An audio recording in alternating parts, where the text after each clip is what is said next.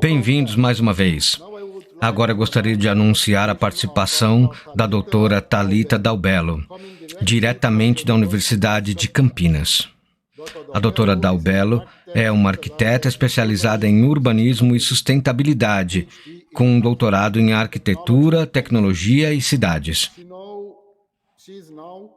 Hoje, ela é uma pesquisadora ativa no Laboratório de Redes Técnicas e Sustentabilidade Socioambiental, Fluxos, na Unicamp. Thalita, você tem a palavra. Márcio, muito obrigada por suas palavras e sua apresentação. Bom dia, boa tarde, good morning, guten Tag. É muito gentil dos professores me convidar a participar desse painel. Eu quero agradecer, então, aos professores palestrantes que estão aqui. Eu sou Thalita Dalbello. Eu sou a professora na Universidade de Campinas, onde eu pude estudar e fazer minhas pesquisas e aplicar algumas das minhas ideias sobre planejamento sustentável. Então, nós pensamos que o mundo da universidade é um microcosmo da sociedade. É um prazer ser a moderadora deste painel e poder introduzir os assuntos que estão aqui nessa parte da nossa sessão e falar, então, dos tópicos para tentar entender melhor os impactos gerados para o clima e a cidade, pensando, então, na inteligência e na sustentabilidade para o futuro.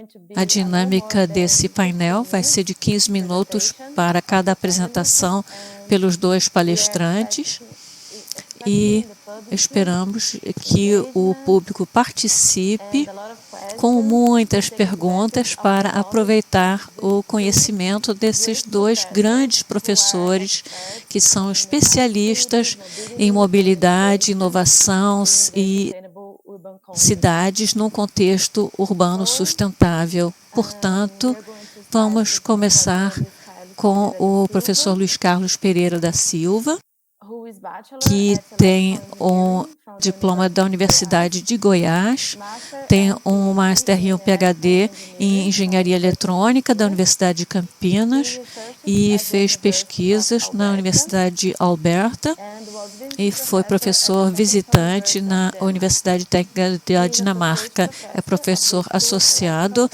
da Escola de Computação da Unicamp e tem experiência no campo de distribuição e aquisição de energia elétrica. Está conduzindo pesquisa e implementação de energia renovável, mobilidade renovável e elétrica na Unicamp.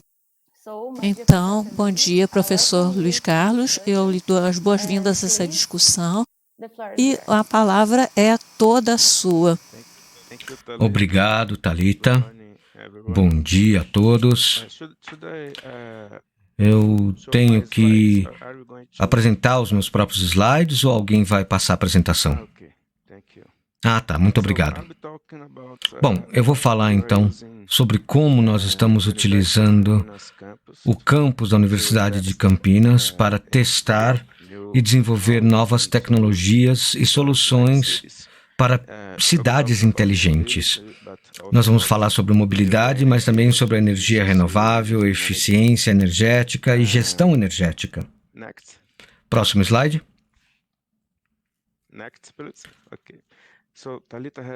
A Thalita já me apresentou, muito obrigado, Thalita. E aqui nós temos um pequeno resumo da minha apresentação. A seguir... Bom, eu vou começar falando um pouquinho sobre a Unicamp. A Unicamp é uma das principais universidades na América Latina. Em 2018, ela foi considerada a universidade número 1, de acordo com a Times Higher Education Ranking. Em 2019, nós fomos a primeira universidade com registro de patente no Brasil, a segunda universidade mais inovadora em 2019. Nós temos mais de 35 mil alunos e pesquisadores e quase 10 mil funcionários e professores. Nós temos uma tradição de forte parceria com empresas e com o governo no Brasil.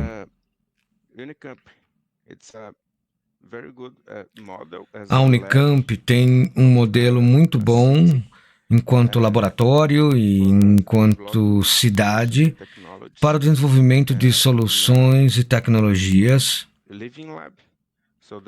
Isso num laboratório vivo, para que os bons resultados e soluções no futuro possam ser replicados em áreas metropolitanas em outras regiões.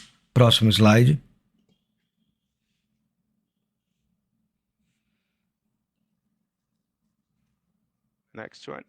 Próximo slide. Muito bem. Eu gostaria também de falar um pouquinho sobre o engajamento da Unicamp com a sustentabilidade, começando em 2003, com o Grupo de Gestão de Resíduos, e em 2008 nós criamos o Grupo de Gestão Ambiental. Em 2010 nós publicamos a nossa primeira política ambiental. Em 2012 foi criado o Grupo de Gestão Sustentável da Universidade e nós nos tornamos um campus sustentável em 2015, que resultou no projeto de um campus sustentável em 2017, com um forte engajamento da Agenda de Desenvolvimento Sustentável nos últimos anos. Próximo.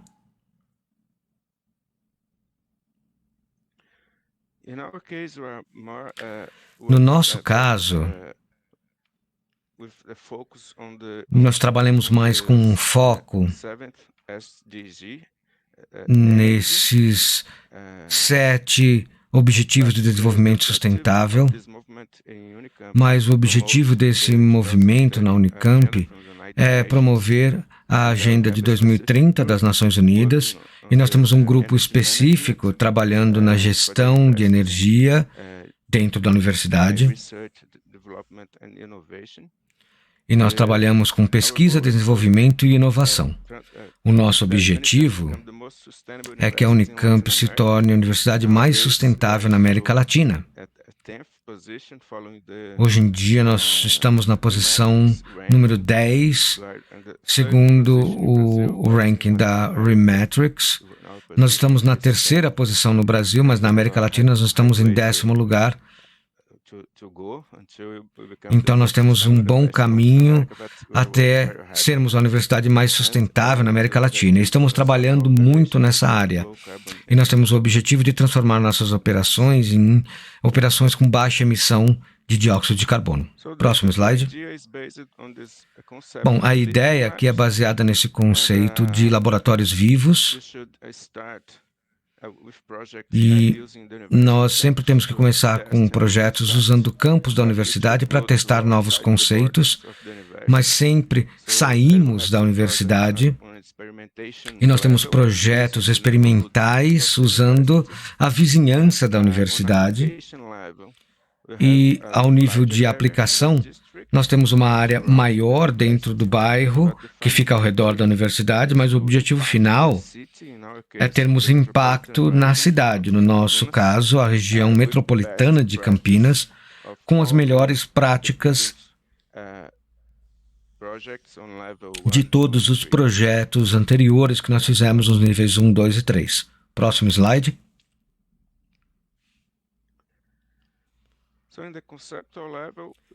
Bom, ao nível conceitual, nós desenvolvemos nossos projetos dentro do campus, então o campus é o laboratório vivo de muitos projetos diferentes. Por exemplo, eletromobilidade, energia renovável, aplicações da internet das coisas e daí por diante. O projeto de campus sustentável foi o primeiro que nós iniciamos em 2017, que foi uma parceria entre a Unicamp e a CPFL. A CPFL é a empresa local de distribuição de energia. E isso fez parte também do Programa de Pesquisa e Desenvolvimento no Brasil, que foi coordenado pela ANEEL. A ANEEL é a Agência Nacional de Energia Elétrica. Então, as empresas aqui têm a obrigação de investir em projetos de pesquisa e desenvolvimento e também em projetos de eficiência energética. Então, para essa área específica de energia, eletricidade, gás e petróleo, nós temos muitas possibilidades de conseguir financiamento para poder tocar projetos importantes nesses tópicos. Próximo slide. Nós também começamos um projeto na região aqui da Unicamp, especificamente na moradia aqui dos estudantes. Então, nós temos essa república que é separada do campus principal e nós temos moradia para mais de 1.000 alunos e nós temos um bairro com 250 casas para isso. Nesse momento, eu acho que nós temos 50 pessoas trabalhando para desenvolver projetos, incluindo alunos, funcionários, professores e até a administração da universidade. A ideia é transformar essa república num bairro sustentável. Então, nós temos equipes trabalhando em vários aspectos. O primeiro é para angariar fundos, obviamente. Então, nós temos que fazer melhorias e renovações nesse espaço coletivo, energia, gestão de água, o jardim comunitário, acessibilidade, gestão de resíduos, educação e sustentabilidade da comunidade interna e da comunidade ao redor dessa região, articulação entre a comunidade interna e externa e também mobília modular. Então, nós temos uma equipe grande trabalhando nisso e a ideia é desenvolver alguns bairros, modelos sustentáveis que poderiam ser implementados em projetos de moradia de baixa renda pelo nível do governo estadual e federal. Próximo slide.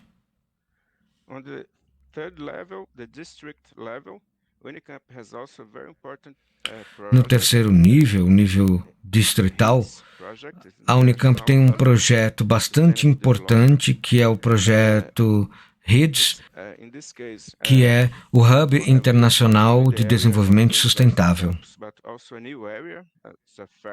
Nesse caso, nós usamos não só a área do campus da universidade, mas também uma nova área que também pertence à Unicamp. Mas toda essa área aqui inclui centros de pesquisa de grande porte e laboratórios de alta tecnologia e também 3 universidades. Nós temos um grupo grande interdisciplinar na Unicamp trabalhando para transformar essa área em um bairro sustentável. A Unicamp lidera esse projeto e a ideia é utilizar essa área da Unicamp para construirmos laboratórios internacionais de pesquisa com todos os tópicos que têm a ver com sustentabilidade e em parceria com universidades nacionais e internacionais e também com empresas e governos. Esse é um projeto bastante ambicioso na tentativa de criar esse hub internacional para desenvolvimento sustentável. Então, nós já temos um acordo com o Banco de Desenvolvimento Interamericano e nós temos financiamento de $1 milhão para desenvolver o plano mestre para esse projeto. Próximo slide.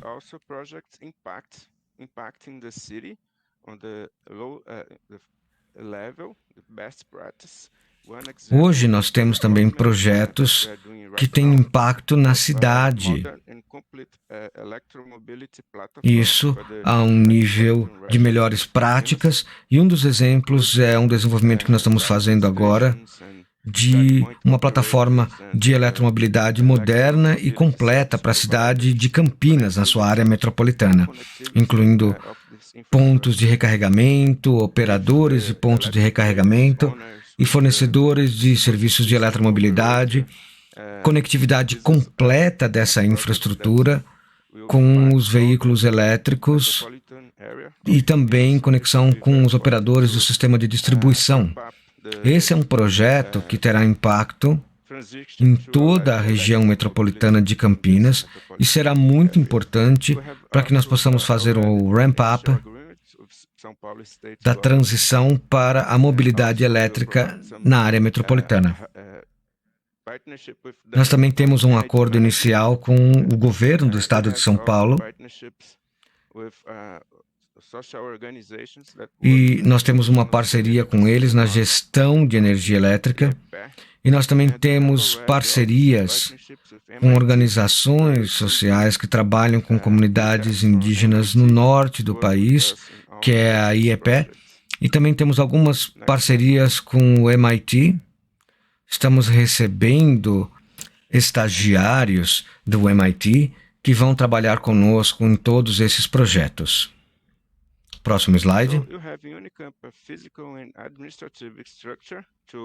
Manage all these projects and partnerships. This is also a smart operations center that you built to Bom, na Unicamp nós temos uma estrutura física e administrativa para gerenciar todos esses projetos e parcerias. Esse também é um centro de operação inteligente que nós construímos para monitorar os dados e os indicadores que nós recebemos de medidores e sensores instalados em toda a universidade. Próximo slide.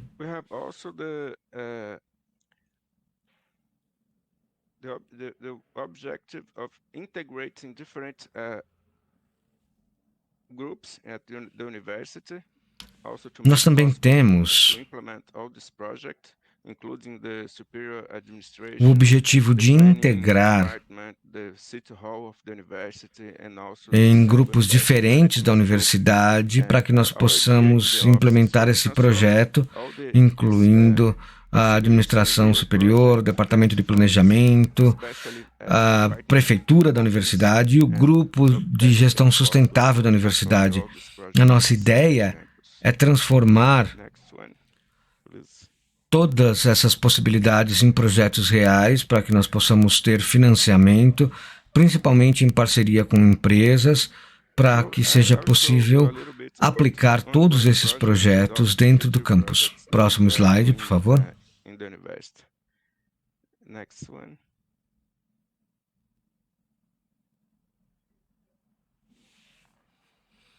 Eu vou mostrar para vocês um pouquinho quais são os projetos que nós temos em andamento e projetos futuros que estamos desenvolvendo na universidade. Próximo slide.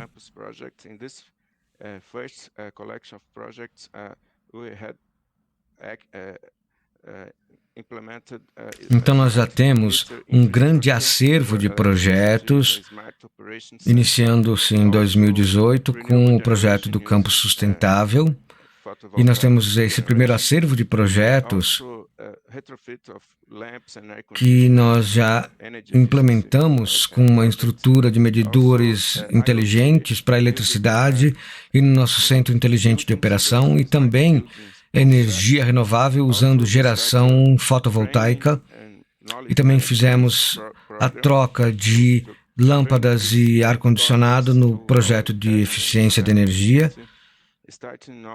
Na internet das coisas, nós utilizamos esse conceito em prédios inteligentes e também começamos a fazer a capacitação e a gestão de conhecimento para que nós pudéssemos trazer esses tópicos para a nossa comunidade interna e externa.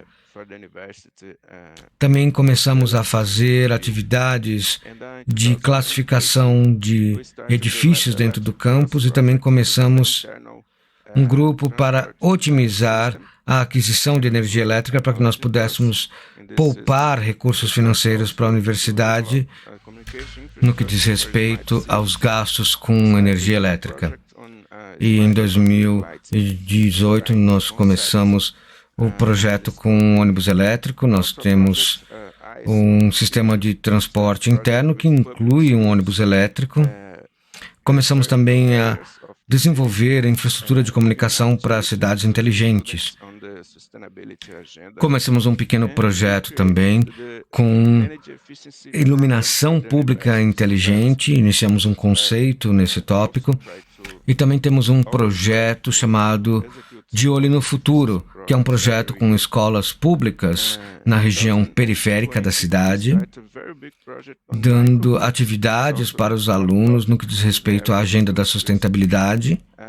E nós criamos também o programa de eficiência energética da universidade, para que nós pudéssemos também tentar executar programas de eficiência energética todo ano.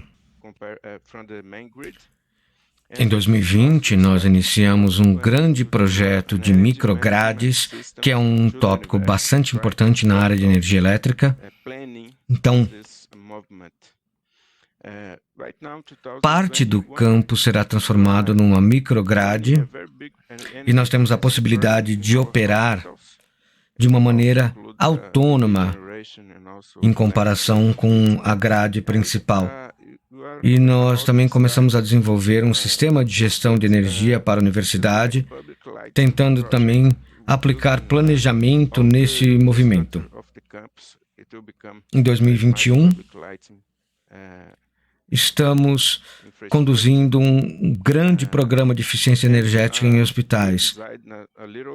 E ele também inclui geração fotovoltaica e a troca de lâmpadas. E também vamos iniciar um projeto de iluminação pública inteligente completo, usando toda a infraestrutura do campus. E nós teremos um sistema de iluminação pública inteligente.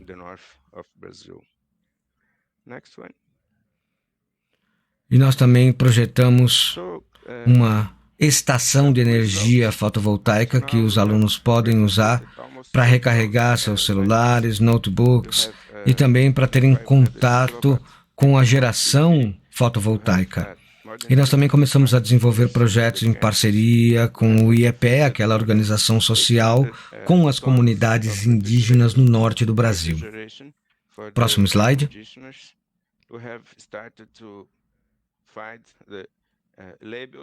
Aqui nós temos alguns resultados. Até agora nós fizemos a troca de quase 30 mil lâmpadas.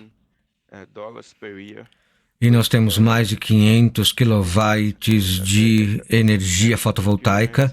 Temos mais de 300 medidores inteligentes no campus.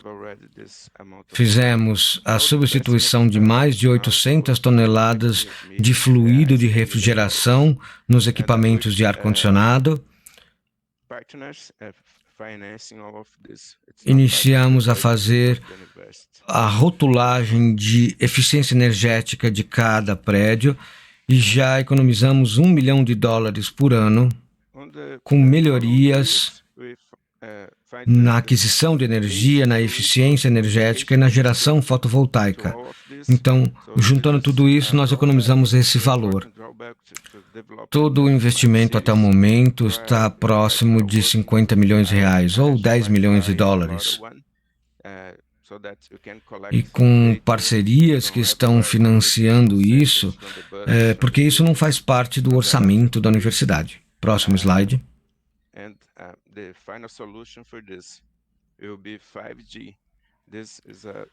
Nos anos seguintes, nós tivemos a necessidade de melhorar a infraestrutura de comunicação para tudo isso. Então, aqui nós temos algo que é bastante importante para o desenvolvimento das cidades inteligentes. Agora nós estamos trabalhando com redes de radiofrequência, Wi-Fi e LoRaWAN. Nós estamos coletando dados dos sensores de prédios, de ônibus, da grade elétrica, e a solução final disso tudo será justamente um sistema que resolva todos esses problemas em cidades. Então nós começamos a desenvolver o sistema de ônibus elétrico, que já está em funcionamento dentro do campus, mas também tem um componente de internet das coisas nos ônibus. Nós temos vários sensores internos recebendo vários dados destes ônibus e também dos outros ônibus movidos a diesel. Isso vai para o nosso centro operacional e nós podemos fazer bastante análise de dados para melhorar a operação do sistema de transporte público dentro da universidade. A micrograde é um outro tópico que é bastante importante hoje em dia. Nós temos um grande projeto nessa área e esse projeto também acontece dentro do campus. Estamos trabalhando arduamente para incluir também o planejamento no centro disso tudo. É isso que nós estamos tentando implementar com o sistema de gestão energética. Próximo slide. Aqui nós temos uma foto do ônibus elétrico e nós temos um sistema completo de transporte dentro do campus. E esse projeto inclui o conceito da internet das coisas, então nós temos a coleta de muitos dados e esses dados são usados por alunos de mestrado e de doutorado para fazerem pesquisas e melhorarem as operações do sistema de transporte dentro da universidade. Próximo. Esse projeto terá início esse ano. Todas as lâmpadas serão trocadas e todas elas receberão sensores de internet das coisas e nós temos uma plataforma analítica. Mais uma vez, no nosso centro operacional inteligente, nós podemos ter informação em tempo real sobre a operação de cada lâmpada individual e com isso nós também poderemos controlar essas lâmpadas para que nós possamos ter serviços adequados e também segurança, mas com o objetivo também de poupar energia elétrica. Próximo slide. Esse é um projeto na área dos hospitais. Todos os hospitais estão recebendo geração fotovoltaica. Eles recebem capacidade adicional de 1.100 kW pico de energia fotovoltaica e também fizemos a troca de 16 mil lâmpadas nos nossos hospitais. Nós temos 4 hospitais na área do campus e todos eles receberam algum tipo de ação de eficiência energética. Próximo slide. Aqui nós temos esse movimento de crescimento rápido, quando a gente fala sobre energia fotovoltaica, troca de lâmpadas, aplicações de internet das coisas. Nós começamos isso em 2017 com um projeto, mas todo ano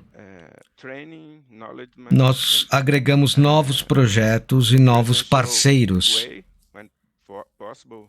E nós temos a ideia de impactar a gestão energética da universidade e também melhorar a mobilidade dentro do campus. Próximo slide. Nós também temos um esforço bem grande no que diz respeito à capacitação, conhecimento, que é conduzido de maneira presencial, ou pelo menos era antes da pandemia, e agora tudo é feito virtualmente, como a nossa reunião de hoje, mas nós temos uma grande lista de ações na tentativa de causar impacto na nossa comunidade interna e também para a vida dos alunos e para a comunidade externa. Próximo slide. Nós temos resultados no que diz respeito à economia de energia elétrica com mais de 5.000 megawatts por ano e também redução em termos de emissões de dióxido de carbono. Próximo slide. Nós também temos muitos resultados no que diz respeito aos projetos de mobilidade elétrica. Uma vez que nós coletamos vários dados dos ônibus, nós podemos melhorar as rotas, podemos usar dados de GPS para que nós possamos dar informação para os usuários e também para os administradores do sistema.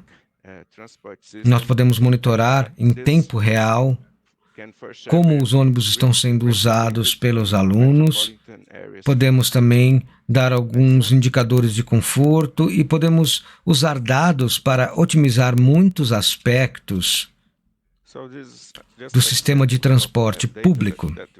E isso, sem dúvida, pode ser replicado em áreas metropolitanas no futuro. Próximo slide. Então, aqui nós temos um exemplo de dados que nós conseguimos extrair dos sensores. Por exemplo, aqui nós vemos a estimativa de passageiros em cada parada do ônibus num certo horário. Próximo slide. Podemos também saber para cada viagem o ponto de início e de término da viagem e fazer um planejamento melhor do sistema e da infraestrutura de transporte. Eu estou quase acabando aqui, tá, pessoal? Aqui nós temos uma foto do projeto com a comunidade indígena em Oiapoque, no extremo norte do Brasil. E aqui nós instalamos painéis de energia elétrica renovável para a área de atendimento médico na comunidade. Próximo. Aqui nós também conseguimos expandir esse projeto para o nosso campus em outras cidades. Nós temos campus em Limeira, em Piracicaba, e nós estamos começando a desenvolver projetos também para esses outros campos. Aqui nós temos a moradia para os alunos da Unicamp, estamos desenvolvendo projetos para transformar esse bairro num bairro sustentável. Próximo. Uma ação será na geração fotovoltaica, mas nós já temos 10 ações listadas e nós temos a instalação de energia fotovoltaica, aquecedores elétricos para transformar esse bairro num bairro sustentável. Próximo slide. Esse é o último slide. Então aqui nós estamos só mostrando uma visão para o futuro. Nós queremos criar um laboratório vivo para a integração de serviços públicos. A ideia é termos uma plataforma de internet das coisas para gerenciar tudo. Energia, água, gás, tráfego, segurança. E nós precisamos de comunicação 5G e parceria com muitas prestadoras de serviço nessa área. FAPESP, por exemplo, o governo, e também com fabricantes. Então, essa é uma ideia para um projeto futuro que pode incluir outras áreas e não só eletricidade. Próximo slide. Bom, para encerrar, então, agradeço a todos vocês e eu queria só dizer que nós estamos bastante abertos para qualquer tipo de cooperação, novas parcerias. Se vocês tiverem interesse, vocês podem me contactar por esses contatos aqui. Obrigado, Thalita. Muito obrigada, professor Luiz Carlos Silva, por sua apresentação. Sua explicação nos deu realmente uma ideia muito ampla de todas as iniciativas que estão sendo aplicadas para pesquisa e inovação em energia e mobilidade nos campi universitários e podemos pensar realmente a respeito das contribuições importantes das universidades em apoiar as decisões governamentais. Agora, eu quero dar as boas-vindas ao professor Andreas Laschel, que preside estudos de economia aplicada e energia na Universidade de Münster, diretor de Centro de Pesquisa Econômica em Münster desde 2014. Ele tem seu doutorado da Universidade de Mannheim e sua habilitação em Economia da Universidade de Oldenburg. Seus interesses de pesquisas estão voltados para macroeconomia, economia da energia, economia da mudança climática. Ele dá aconselhamento à Comissão Europeia, o OECD, o Banco Mundial e ministérios na Alemanha, Suíça e Reino Unido sobre questões ambientais e mudanças climáticas. Professor Andrés, é excelente vê-lo aqui. A palavra é toda sua. Muito obrigada. Bom, muito obrigado pela calorosa acolhida e pela possibilidade de poder falar nesse painel sobre cidades inteligentes, mobilidade e inovação. Próximo slide. Eu vou falar sobre a perspectiva alemã sobre algumas dessas questões e eu vou usar algum material de um processo governamental que é o de monitorar a transição energética. Eu presido um comitê de especialistas que está aconselhando o governo e está escrevendo o relatório anual sobre o status do fornecimento de energia.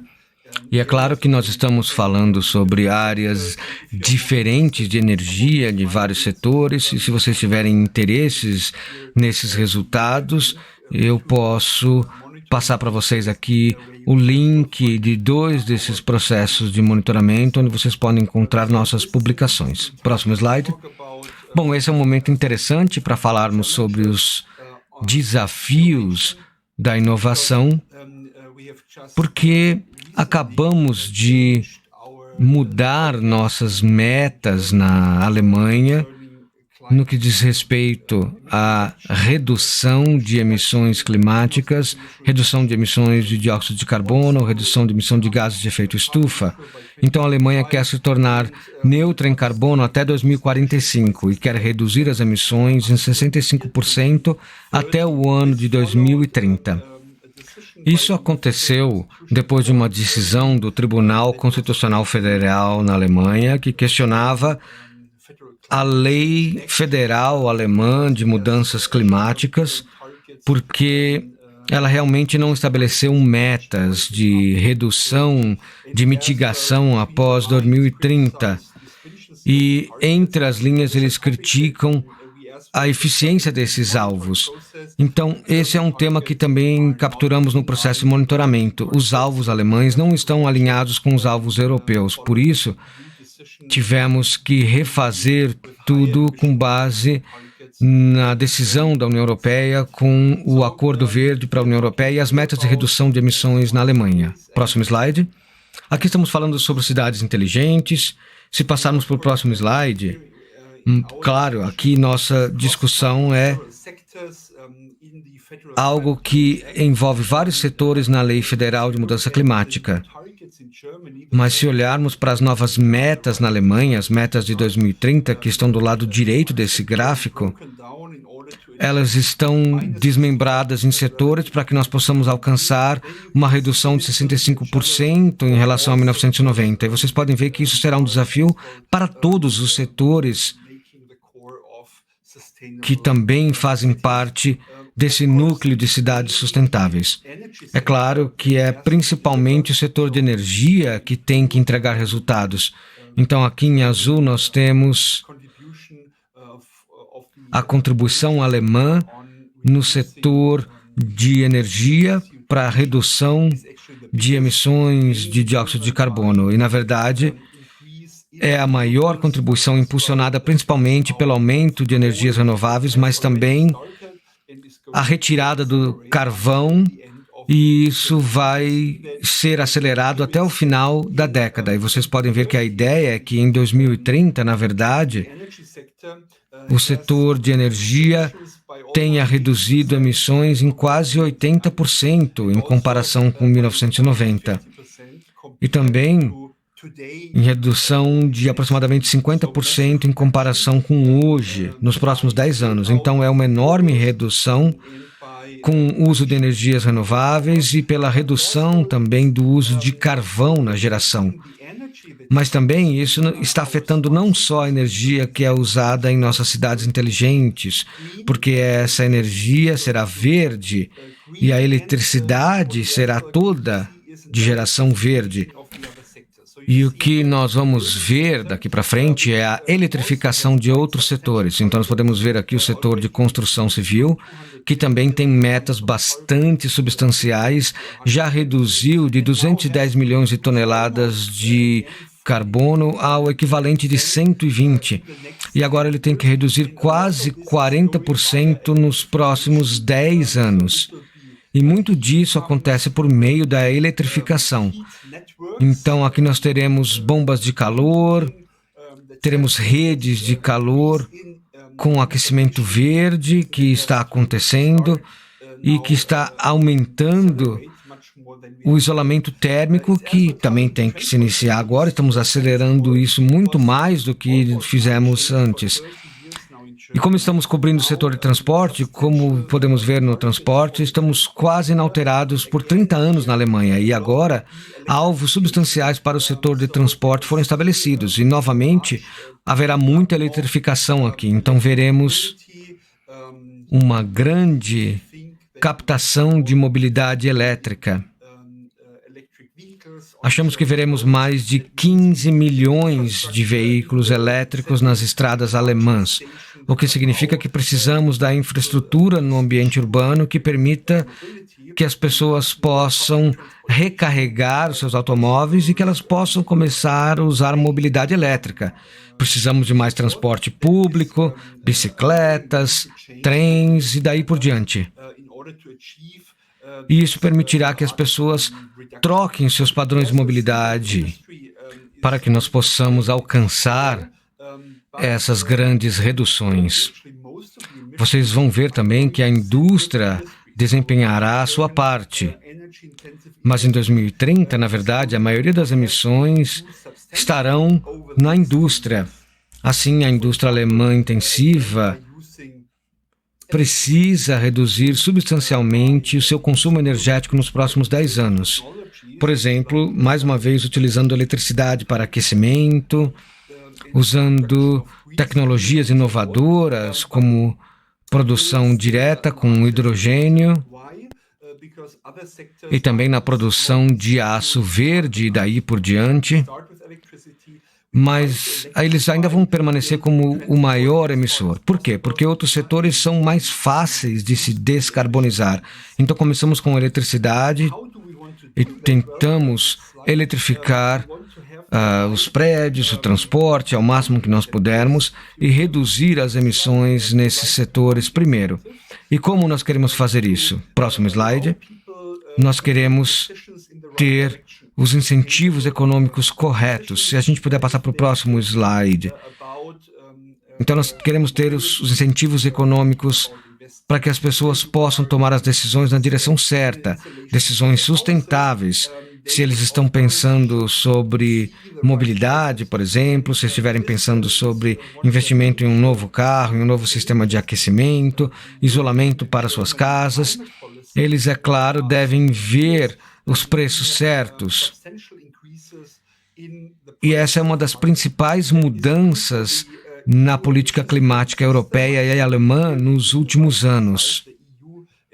E temos aumentos substanciais nos preços de carbono. Isso é verdade para o sistema de comércio de emissões na União Europeia. E eu mostro aqui do lado direito o preço de emissões no sistema de comércio de emissões da União Europeia. Eles aumentaram em 4 anos de 5 euros para 30 euros, para quase 60 euros nessa semana. Então é um aumento incrível nos preços, que realmente já tirou muitas geradoras à base de carvão desse setor no sistema de comércio de emissões na União Europeia. Mas fazemos mais pela cidade, é claro. As emissões nos setores não ETS. Então, tudo que está fora do sistema de comércio de emissões da União Europeia é relevante. O sistema de comércio de emissões está cobrindo o setor de energia, geração de eletricidade e a indústria de consumo intensivo de energia, como, por exemplo, papel, aço, cimento, mas não cobre outros setores. Então, esses setores que estamos abordando nesse painel, que provavelmente são uma indústria menor, assim, o setor da construção civil, bem como o setor de transporte, não são cobertos pelo ETS. Mas o governo alemão decidiu também precificar o carbono nesses setores. E aqui eu mostro um gráfico que mostra que estamos escalando, na verdade, os preços no setor, e isso praticamente começou esse ano, mas podemos ver que originalmente começamos com preços muito baixos de 10 euros e queríamos começar com 10 euros, depois decidimos ir para 25 euros e agora falamos de 45 euros com uma perspectiva de 65 euros por tonelada de carbono. Isso terá consequências drásticas. Por exemplo, os preços de gás para os lares podem subir em até 50% nos próximos 4 ou 5 anos, simplesmente por causa desses preços de carbono. E isso, é claro, torna as oportunidades de carbono livre ou de baixo carbono muito mais atraentes. E isso será uma grande mudança nos modelos de negócios, sustentáveis que veremos no futuro. Próximo slide. É claro que precisamos de eletricidade renovável. Próximo slide. Eu vou passar uma indicação para vocês do que isso significa. Mais um slide, por favor.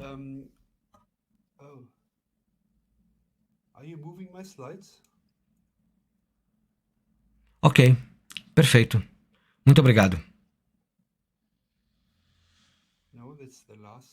Você está avançando os meus slides?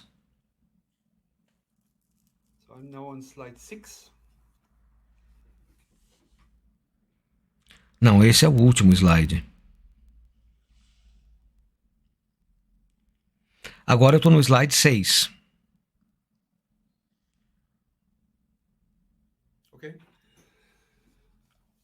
So if you move to slide 6, there you see electrification of the energy system. I'm sorry, I've not really followed up. You have not moved the slides. Então, vamos para o slide 6. E aqui nós vemos a eletrificação do sistema de energia. Desculpe, eu não estou vendo o slide aqui. Muito bem, ótimo. Não, volta mais um. Eletrificação do sistema de energia.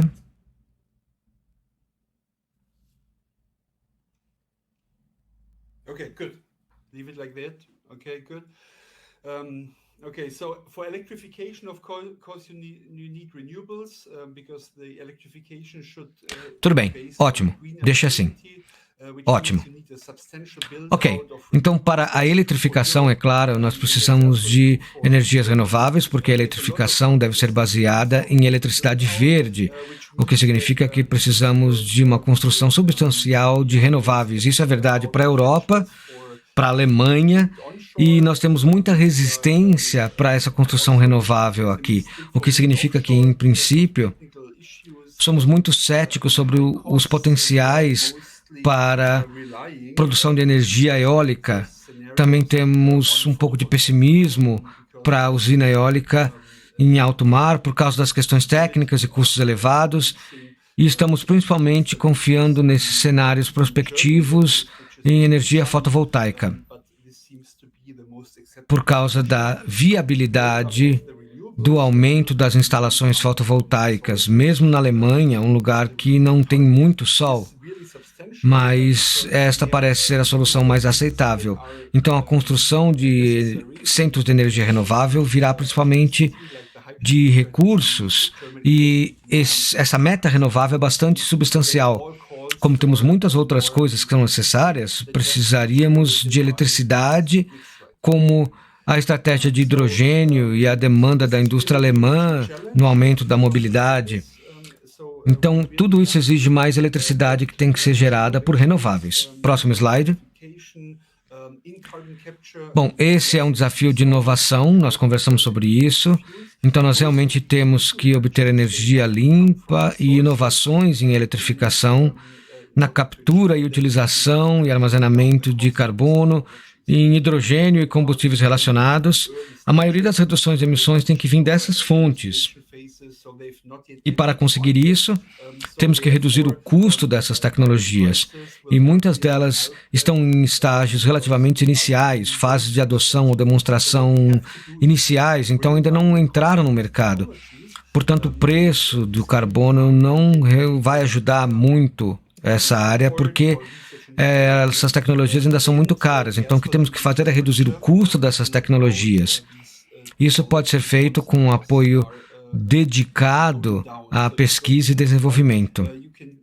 E todos nós precisamos de infraestrutura para construir essas tecnologias, uma vez que os custos começarão a cair. Então, no próximo slide, vocês podem ver um desses exemplos, que é a estratégia de hidrogênio da Alemanha.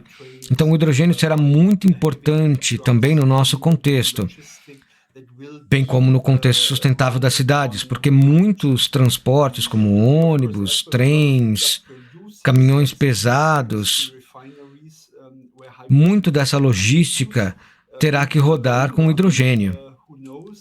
E eles serão naturalmente utilizados para usos industriais, como refinarias químicas, aço, onde o hidrogênio vai ser utilizado. E a longo prazo, quem sabe, pode-se até utilizar isso como uma opção no setor de aquecimento, mas na Alemanha provavelmente não no curto prazo, porque no momento o hidrogênio verde e os carros, nós não podemos produzir isso em quantidade suficiente na Alemanha. Nós temos que importar em números na faixa de 80%, importando hidrogênio verde de outros países.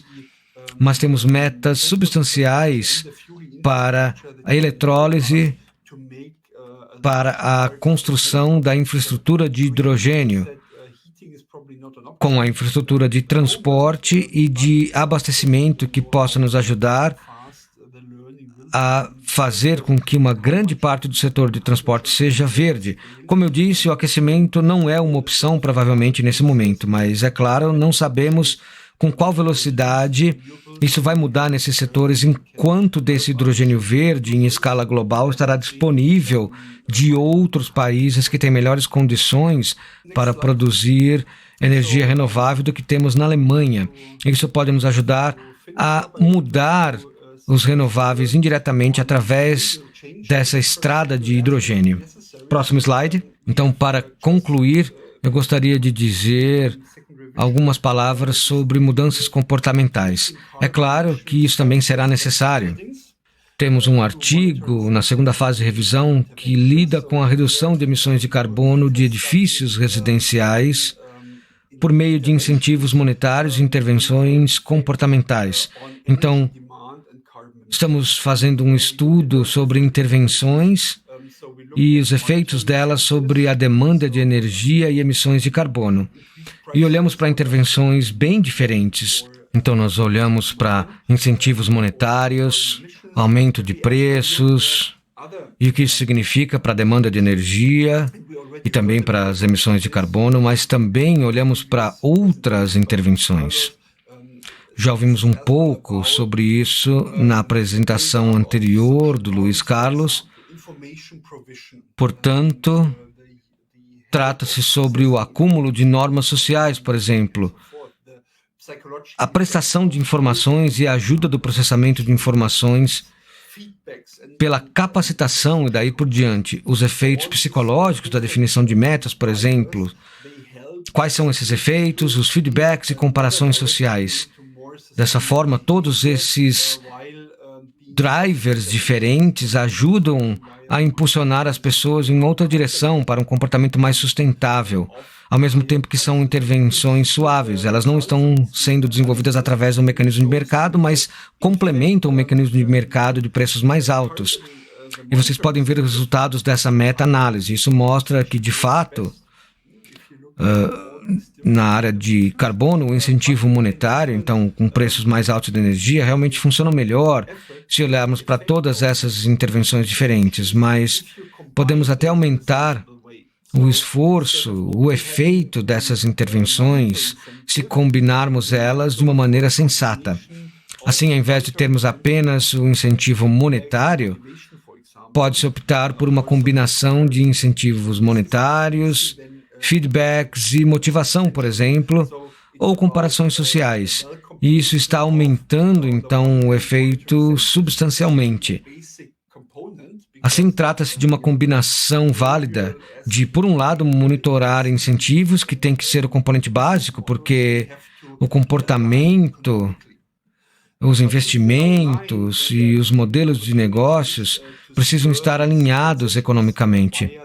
Mas se eles estão alinhados, então há muitas oportunidades para estimular essas transições através desses outros canais. E essa, eu acho uma parte bastante importante. Eu gosto muito de falar sobre o exemplo que o Luiz Carlos deu aqui, com a geração aqui, que mostra que a coisa pode ser feita com isso que a gente chama de sandbox, ou nesses laboratórios, eles podem dar bons exemplos que também podem mudar essas normas e mover as pessoas e as organizações para que elas sigam essas mudanças. Eu acho que isso é muito importante. Eu falo muito sobre essa abordagem de cima para baixo, sobre qual é o arcabouço regulatório apropriado, mas também há necessidade de uma abordagem de baixo para cima para que possamos alcançar essas metas. Bom, próximo slide. Essa foi a minha apresentação. Eu estou ansioso pelo debate e se vocês tiverem interesse em mais dos nossos relatórios, aqui nós temos as referências e eu ficaria feliz em entrar em contato com vocês para discutirmos também bilateralmente na sequência do evento. Muito obrigado. Muito obrigada. Muito obrigada pelos pontos todos que foram levantados, professor Lushon.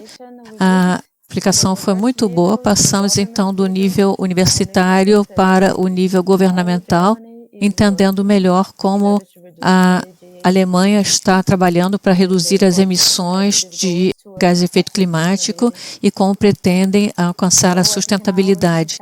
Eu acho que agora podemos passar para as perguntas dos participantes. Temos algumas perguntas aqui. Um segundinho, por favor. Primeira pergunta ao professor Luiz, por favor. Como a informação do IoT é utilizada e qual é a situação presente para quais são as informações disponíveis para a administração, quais são as informações que detém, e podemos pensar também nessa outra pergunta. Pode falar mais sobre a viabilidade da mudança sustentável e em quantos anos é possível fazer uma real diferença em Campinas? Ok. Bom, sobre informações, nós estamos desenvolvendo uma plataforma de internet das coisas. Então, nós recebemos dados dessa plataforma e, usando os alunos e os pesquisadores, nós podemos desenvolver alguns projetos de Data Analytics e de Data Science, tentando usar os dados para extrair informações e indicadores e índices para diferentes tipos de usuários. Assim, essa plataforma poderá fornecer informações para a administração, para os engenheiros, para os usuários da eletricidade dentro do campus. A ideia é fornecer informações para os pesquisadores, mas também informações para tipos diferentes de usuários, incluindo a administração da universidade. Nós podemos fazer isso utilizando essa plataforma da internet das coisas. Assim, fornecemos os dados brutos e também as informações que são extraídas desses dados. A outra pergunta, qual era mesmo, Thalita? A segunda pergunta. A segunda pergunta é se pode explicar mais sobre a viabilidade das mudanças sustentáveis e em quantos anos acha que pode fazer diferença em Campinas. Sim. Bem, algumas das tecnologias... Estamos falando sobre o custo das tecnologias, é isso? A parte econômica? Eu não tenho certeza. Eu acho que a viabilidade... Bom, a viabilidade é sobre todos os aspectos. Ok, vamos falar então dos aspectos econômicos. Ok, por exemplo, no Brasil, estamos falando sobre o Brasil, já temos uma viabilidade econômica muito boa para a geração fotovoltaica. O custo está diminuindo a cada ano. E o mesmo quando se fala de lâmpadas de LED. Também temos um retorno econômico muito bom usando essas lâmpadas de LED ao invés de lâmpadas incandescentes. Ainda temos lâmpadas incandescentes, por exemplo, na República, nós ainda temos lâmpadas incandescentes e também lâmpadas fluorescentes. Mas, por exemplo, o ônibus elétrico e os carros elétricos, é aí que temos um grande problema em termos de viabilidade econômica no Brasil. Isso ainda é muito caro. No nosso caso, o ônibus elétrico foi muito caro. Na Unicamp, nós podemos fazer todo esse investimento porque faz parte de programas de financiamento externo para energia e eficiência energética, e também faz parte de pesquisa e desenvolvimento. Então, o ônibus elétrico não é só um ônibus, ele é um equipamento de pesquisa para nós. Mas a viabilidade econômica para isso ainda é bastante complicada no Brasil. Ainda tem outra parte da pergunta, Thalita? Não, acho que foi só. Muito obrigada, professor Luiz. Mas temos uma pergunta para o professor. Ele perguntou sobre quantos anos para termos algum resultado de impacto na Unicamp e para Campinas. Bom, no caso da Unicamp, quando nós pegamos a eletricidade, por exemplo, o uso da eletricidade na universidade, em 5 anos nós tivemos um impacto de 10%. Então, eu acho que é possível ter um impacto importante em 10 ou 15 anos. Quando se passa por áreas metropolitanas, é claro, nós temos um problema mais complicado. Mas, como o professor Andrés mencionou sobre isso, o projeto no campus, eu acho que um dos aspectos importantes desse tipo de projeto é mostrar que é possível produzir um impacto importante em um curto período de tempo. Claro que, para se fazer isso, precisamos de fundos, e esse é um grande problema. Precisamos de dinheiro para fazer essa transição. Mas é possível produzir um impacto significativo. Muito obrigada, professor Luiz Carlos. Agora nós temos 2 perguntas para o professor Andrés. E como avalia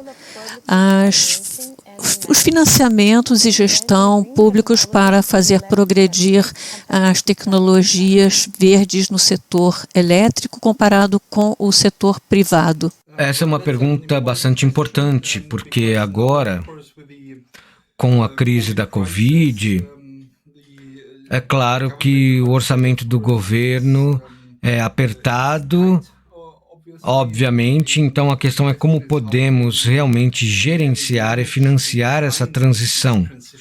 E o que está claro é que o desafio para financiar a transição é enorme. Assim, os orçamentos governamentais, de longe, não serão suficientes agora para podermos avançar. Então, precisamos de financiamento privado. E essa é a razão pela qual eu insisti que precisamos construir os modelos de negócios e sabemos que isso é viável e também para que as empresas possam investir nessas atividades. É claro, temos que reduzir os custos. O Luiz Carlos disse que, no momento, os ônibus são bastante caros, né?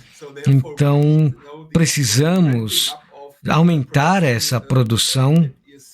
E isso está nos ajudando a reduzir os custos para tornar isso viável. E é claro que, obviamente, temos um papel para o governo, que não é apenas em termos de obter subsídios, mas também a partir de compras públicas, por exemplo, exigindo essas soluções sustentáveis. Mas o que é importante é que precisamos acertar o arcabouço de tal forma que ele compense para que a indústria e os indivíduos realmente façam esses investimentos. Caso contrário, a coisa não vai funcionar. Muito obrigada, professor, por sua resposta. Tem uma outra pergunta para os dois. A eletrólise da água para a produção de hidrogênio utiliza eletrodos de irídio ou platino. Então, qual seria a competitividade em relação a outros sistemas de armazenamento de energia?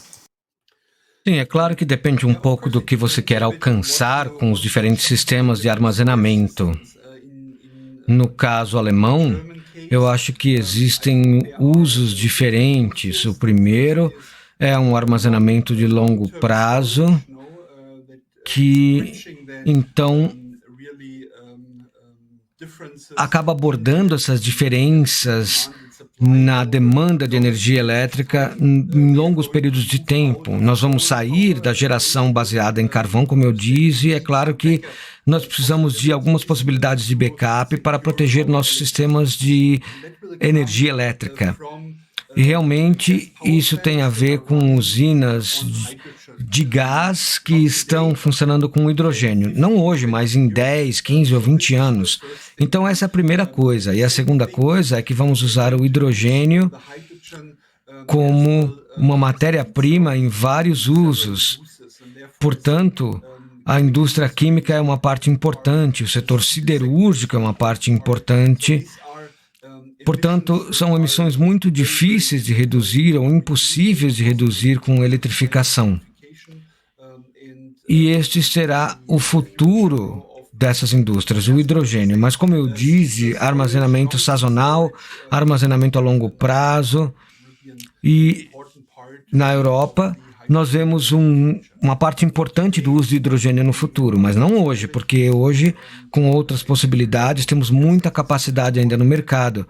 Também na grade europeia, não só na Alemanha, temos um sistema energético europeu, mas no futuro temos que nos afastar do gás e para usar combustíveis renováveis, bem como fontes de energia elétrica renováveis. Muito obrigada.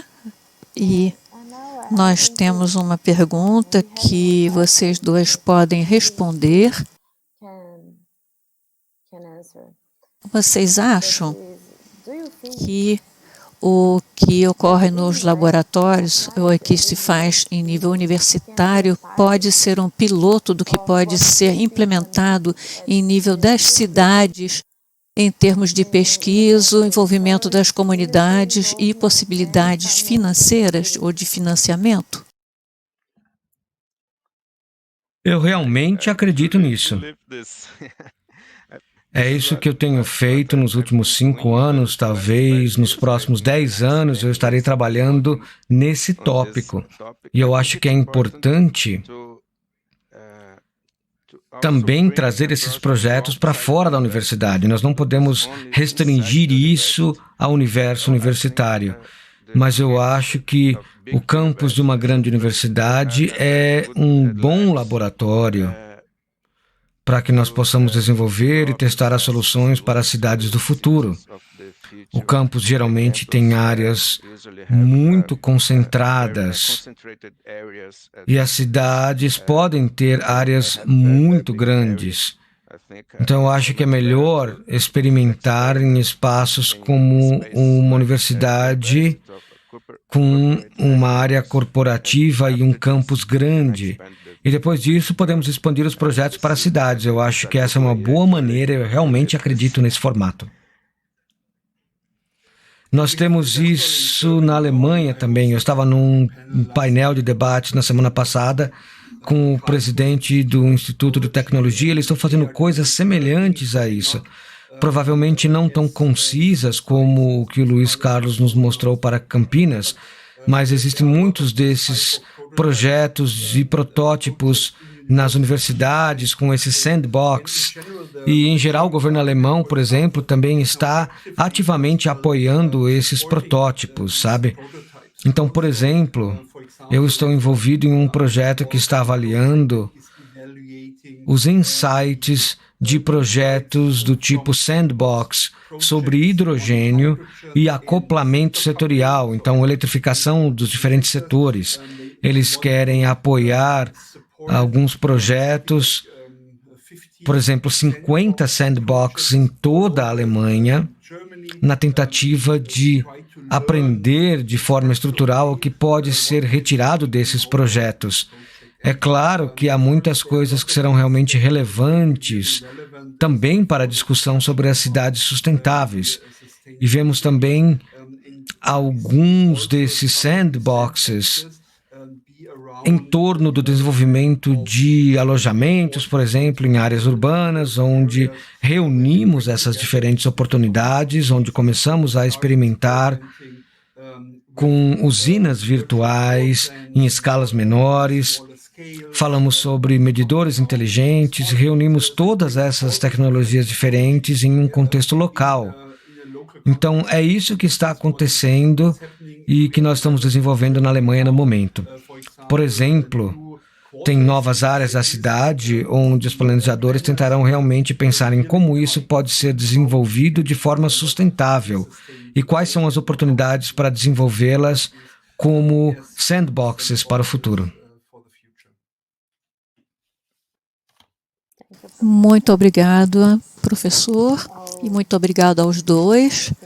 Eu acho que temos que encerrar o nosso painel agora e eu quero agradecer a ambos pela oportunidade para aprender mais a respeito de nossa situação, nossos desafios em termos de mobilidade elétrica, inovação, cidades inteligentes, e estou pensando no meio ambiente para o futuro. E ficou claro para mim nesse evento que precisamos realmente ter um sistema de pesquisa mais transdisciplinar no nível universitário e no governo também, para que a ciência continue a apoiar as decisões dos governos e dar mais informações aos cidadãos. Mais uma vez, muito obrigado ao professor Andrés e Luiz Carlos por se juntar a nós e por esse painel tão interessante. Eu tenho certeza que os participantes gostaram muito e aprenderam muito também.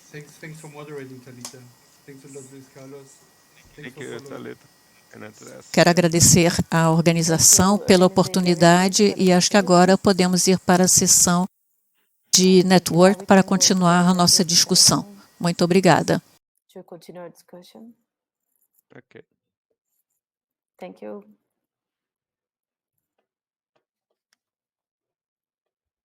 Obrigado. Este foi o painel 3 sobre cidades inteligentes, mobilidade e inovações. Outro desempenho notável de nossos palestrantes. Nosso comitê científico realmente trabalhou bastante para nos trazer o melhor e eles cumpriram essa tarefa muito bem. Eu tenho alguns anúncios, então eu gostaria de lembrar que mais tarde os vídeos serão carregados no nosso canal do YouTube. Então será o canal do ADWIH São Paulo e muito provavelmente teremos áudio sincronizado e legendas em português nos próximos dias, para que mais pessoas possam ter acesso ao conteúdo discutido aqui. Eu queria também anunciar a agenda para amanhã. No nosso último dia de diálogo, teremos 2 sessões. A sessão 3 sobre o nexo energia e água nas cidades, com a Daphne Kelman Gondelaka, da Universidade Técnica de München, e José Antônio Pereira, da Universidade Unesp, sobre a moderação de José Roberto de Martino Januzzi, também da Unicamp. E a sessão 4, nós teremos saúde e bem-estar nas cidades, com Lígia Barroso, da Universidade de São Paulo, e Andreas Matsaraskis, da Universidade de Biometeorologia do Serviço Meteorológico Alemão, com a moderação da Fabiana Barbie, da Unicamp. E nós também teremos o último discurso de encerramento com uma agenda de pesquisa para cidades do futuro. E o palestrante será o Marcos Buckeridge, da Universidade de São Paulo, também um membro do nosso comitê científico, com a apresentação de Euclides Mesquita Neto, da FAPESP. Gostaria de vê-los todos aqui amanhã mais uma vez. Agora, nós concluímos o 3º dia de apresentações, mas, como dizem, não acaba antes do fim. Então, nós teremos o nosso terceiro dia de sessão de networking.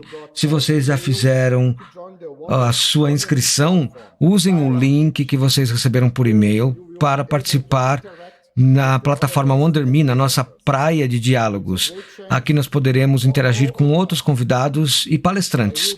É uma excelente oportunidade para todos nós. Eu estarei lá também, oferecendo informações sobre oportunidades para cooperação e programas de financiamento alemãos. Vejo vocês lá.